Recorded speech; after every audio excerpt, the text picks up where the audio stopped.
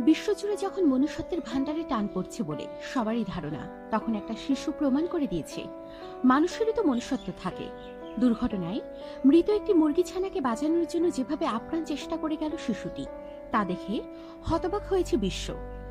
সামাজিক যোগাযোগ মাধ্যমেই যেন আদরে ভরিয়ে তুলেছে তাকে। শিশুটির বয়স মাত্র ৬ বছর।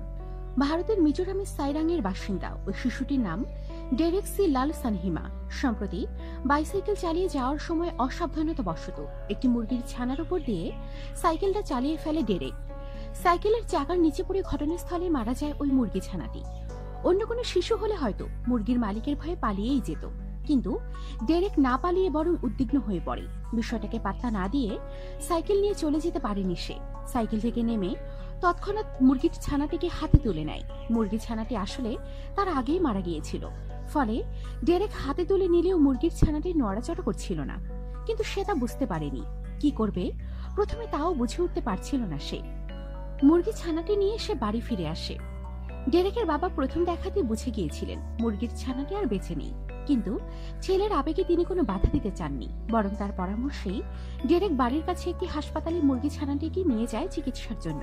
সাথে নিয়ে যায় তার সঞ্চয়ের 10 টাকা। এক হাতে মুরগি ছানা এবং আরেক হাতে 10 টাকা নিয়ে সে হাসপাতালে ঢুকে একটি নার্সকে পেয়ে সব কথা খুলে বলে। কিন্তু হাসপাতালে তো মরা মুরগির ছানাকে জ্যান্ত করার কোনো চিকিৎসা নেই, তাই তাকে সেখান থেকে বিফল মনোরথ নিয়ে বের হয়ে আসতে হয়। চিকিৎসা দিতে না পারলেও নার্সের মন ছুঁয়ে যায় ডেরেকের সরলতা। এক হাতে 10 টাকা, অন্য হাতে মুরগির ছানা নিয়ে ওই ছবিটা সে নার্সই তুলেছিলেন। সেটাই এখন সোশ্যাল মিডিয়ায় ভাইরাল। নার্সের তোলা ওই ছবিটা ফেসবুকে শেয়ার করেন ডেরেকের প্রতিবেশী সাংমা। তবে হাল ছাড়তে রাজি হয়নি ডেরেক। হাসপাতালে কেউই চিকিৎসা করছে না দেখে কাঁদতে কাঁদতে বাড়ি ফিরে আসে ডেরেক।